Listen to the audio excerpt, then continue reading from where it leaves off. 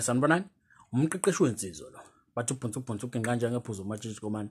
Bathi umfane empane semncane odanga bathi Indaba ethi mdala nti cha bamsukela bayithi ingane esihlaza ucema.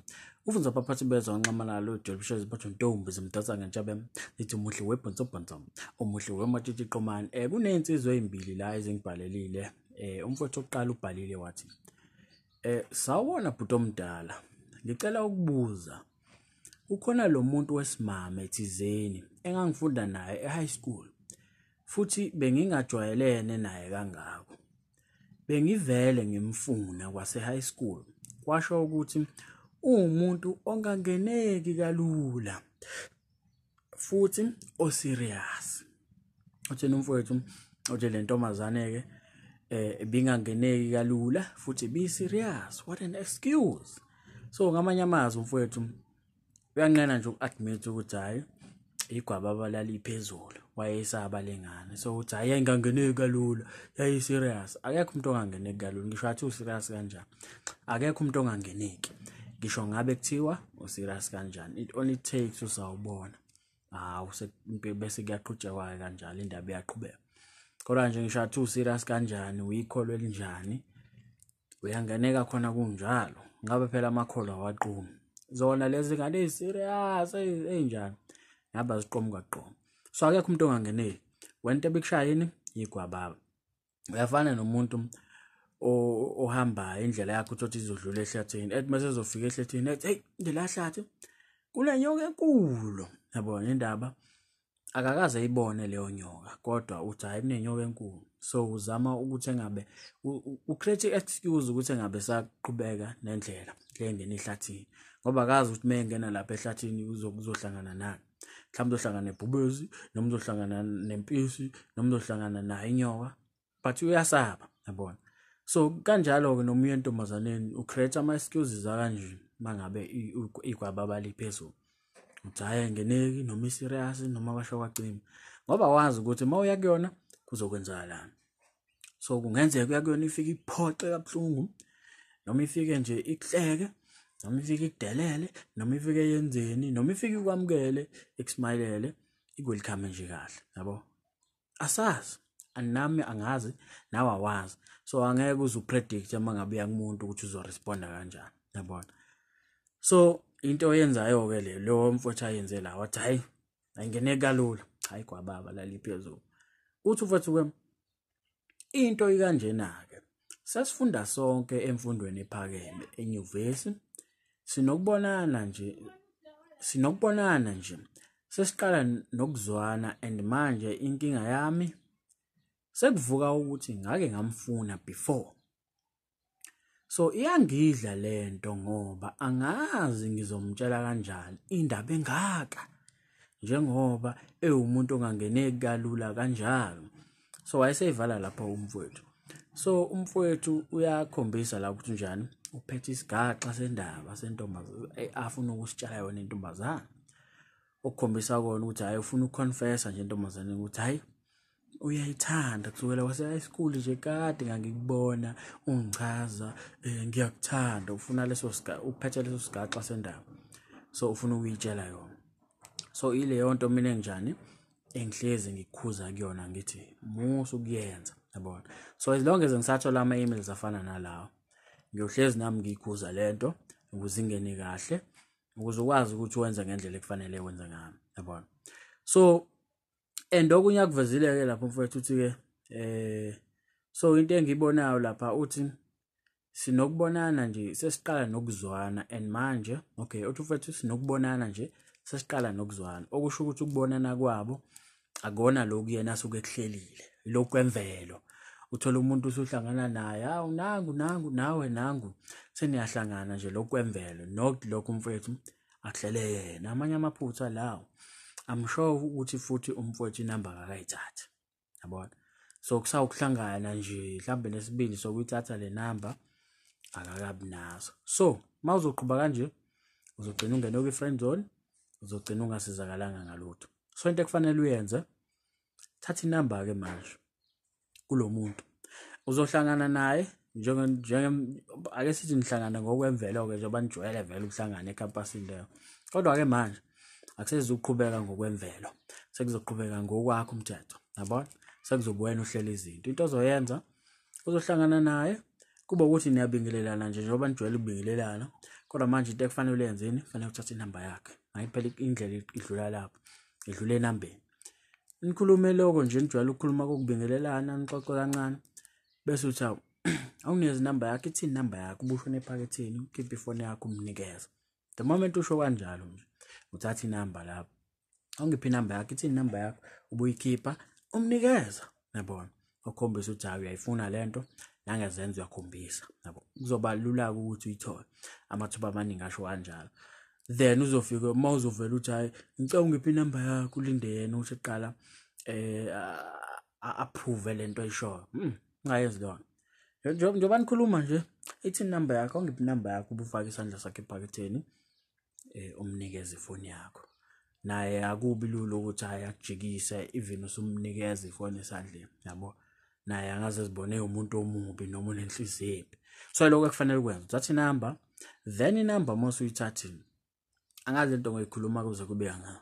Inamba mase uyithathile, usuzohlela ke naye, yabona? Uzodlulisa insuku njengoba ngihlezi ngichazela. Kodwa kufanele uyenze, kufanele uhlele naye, ungamshayeli efonini. Uhlele naye, mase nindawonye ke mfowethu, ziningi izinto ezingakhuluma and into emnandi ni relate kokuningi, nanifunda naye high school. So kuningi engingakhuluma ngakho kwaleyo ndawo enanifunda kuyona, even esikoleni, nangothisha, nangengane, even ama moments ayenzeka esikoleni. Kuningi engingakhuluma ngakho.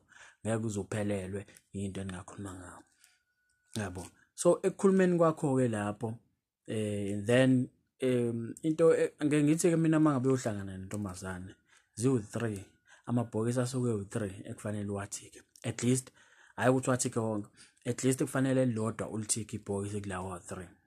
Elokuqala ibhokisi ukuthi umhlabe, yabona? Well, akubike lula kanjalo noma kujwayelekile ukuthi kwenzeke kuwo wonke umuntu, yabona? So mali inzima lelo bhokisi, it's fine, it's understandable. Elesibili ibhokisi kufanele wenze njani? Kufanele umqabule, yabona? Nakhona kuma ukuthi ke beku-tense kungavumanga, hayi ngeke kwelesithathu elokuthatha ihagi, ngeke ungitshela ukuthi uhluleke ngisho welcome nje ukuthatha ihagi. Cha, ngeke. Ngoba kukhona ongalungile lapho. Lakho nje kufanele uqaphele. At least one box kufanele lithikeke lapho mase nindawonye. Ukuthi nasixoxela nje umbone na ukuthi ume kanjani. Lesigaxa sendaba ufuna ukufika naso. Awusibambe kancane. Ungamtshela ukuthi uyamthanda. Ongenani wena ungandlalela kuyena, yabo? Just ukumncoma nje. Ngithi ke angithi ake sithi mhlambe sekufika la esufuna khona ukuthi hayi uthatha ukiss, then dlalela kuqala ngamazwi azokwenza ukuthi naye abone ukuthi hayi uyamfuna lo muntu, yabo? Kube ukuthi uyamncoma indlela ayiyona aziphatha ngayo nangendlela abuka ngayo umhlaba, usuyangazi futhi ngihlezi ngikhuluma leyo nto, yabo? Ukhulume kanjalo, then uma ukuthi liyavuma ithuba lokuthi umqabule, uyakwenza lokho. Uma ngabe ngingavumi, ayikho inkinga, ngisazophinda uhlele futhi omunye umhlangano ukuthi nihlangane. Mhla senihlangana okwesibili-ke usuphoqelekile-ke lapho uthi wenze njani, uhlale ngosinqanda.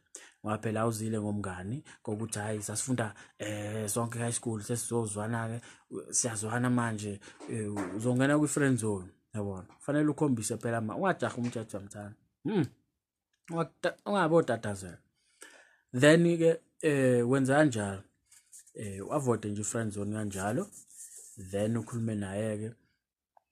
Uhlela umhlangano wesibili mangabe ngavumanga ukuthi umqabulo wokuqala, uphinde uhlele wesibili futhi umhlangano, yabona? Kube ukuthi ke njengoba ngisho ukuthi kulo wesibili yobe usuphoqelekile ukuthi kanjani umhlala ngosimuntu.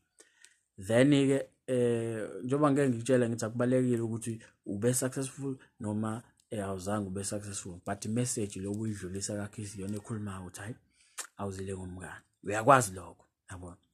Then into kufanele uyenze invite nje mfethu nase rest yakho lohlala kuyona, yabona? Vele uyafika akajwayele indawo akakayazi nawo ukayazi, so invite uthi haya ungivale phela sobuka imovie, yabo? Akuvakashele rest yakhe noma wena uye umvakashele, lokho enizovumelana ngakho, yabo? But nibonane, kubalekile ukuthi nibonane ngoba yabo nje uma intombazane ihlakaniphile umfana mangabe kubiza usuyazi ukuthi hayi njobe kubiza ukuthi asobuka imuvi akho movie ahlahla inhloso ngizoyibuka phela imuvi kodwa inhloso akusiyona leyo ukuthi nozwana amandla nobabili yabo so ekubizela lokho mawuhlakaniphile nje intombazane umfana usekubizela lokho ukuthi hayi njobe ethi hayi usobuka imuvi kusuka kuyikona ukuthi hayi nizwana amandla lapha enkundleni yabona then mawuhlakaniphile kuyintombazane uyazi ukuthi hayi kuyokwenzeka lokho uyavuma mabuvuma angeke kuye phela lapho ufike uyomncisha umuntu uzokuvumile vele njobuza nje ungafiki usuyoshintsha lapha mawukuthi hayi uzimisele ngomdlalo hayi maningi ongakusho ukumchitha nje ukuthi hayi kulomcabango wakhe akahlehle maningi ama excuses ongawasho yabo simple kanjalo kulula kanjalo nje mfethu ongakwenza yilokho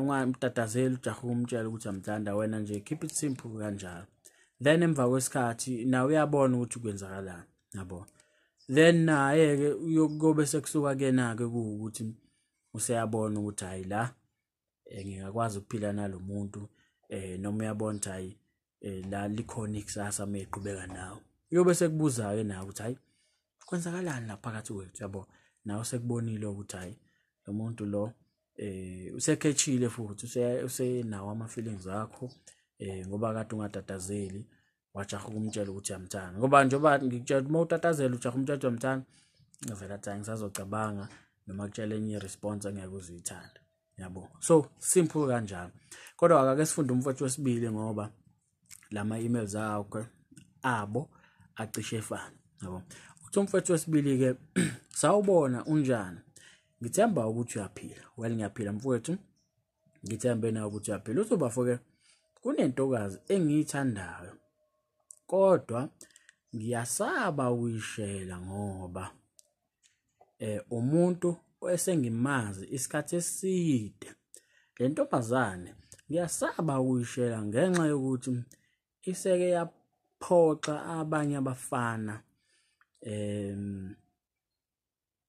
ababezama ukuyeshela manje nami ngiyasaba ukuyeshela ngenxa yokuthi izongiphoxa so ayivala lapho kumfowethu indaba yakhe so uyabona into ekufanele uunderstand mangabe uyinsizwa saba ukuphoxeka